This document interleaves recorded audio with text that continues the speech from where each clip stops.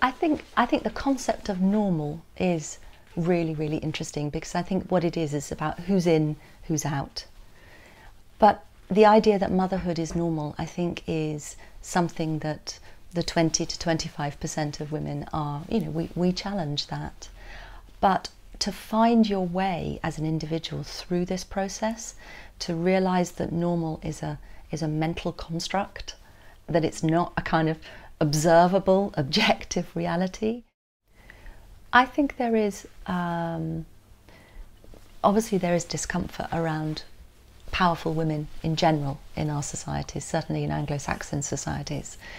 If that woman is also childless, there is a suspicion around her that she is perhaps cold, perhaps selfish, ruthless, that there's something about her that is not fully woman. It was an extraordinary moment because we had two unelected, you know, members of the Conservative Party who were going forward for the leadership job, which, because they're in power, would mean Prime Minister. Theresa May, someone who'd had a lot of experience as being Home Secretary. Andrea Leadsom, you know, much less experience at a ministerial level. She felt that as she was a parent, you know, she had a tangible stake in the future, and that somehow this qualified her to, you know, to make decisions in a different way.